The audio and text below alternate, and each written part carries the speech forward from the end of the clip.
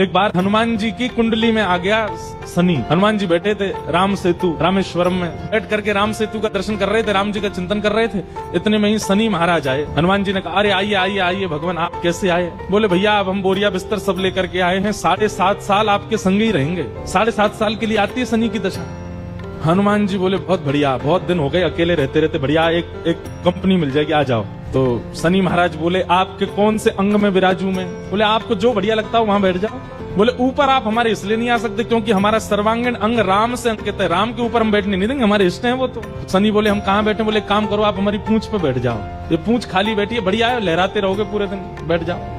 शनि की दशा हनुमान जी की पूंछ पे बैठ गई। हनुमान जी महाराज बोले मैं अपने नित्य क्रम कर सकता हूँ जो मैं रोज करता हूँ? बोले हाँ आप करिए। हनुमान जी का तो नियम था, राम सेतु का दर्शन करके फिर पूरी पृथ्वी की परिक्रमा करते थे। हनुमान जी गए महाराज पृथ्वी परिक्रमा करने, कभी पहाड़ों पे कूद जाएं, कभी समुद्र के भीतर चले जाएं, कभी आकाश में उड़ जाएं, कभी पाताल में चले जाएं, कभी आकाश में तीनों लोगों के दर्शन करके आ जाएं, साकेत प्रणाम करें, कभी अयोध्या पहुंच जाएं, फिर एक संगी हिमालय पे पहुंच जाएं, वहां जाकर के फिर कभी किसी ऋषि को प्रणाम करने चले जाएं। हनुमान जी टिकते कहां, वो तो घूमते ही रहते हैं। यत्र यत्र रघुनाथ कीर्तनम तत्र तत्र कृतमस्तकांजलिम।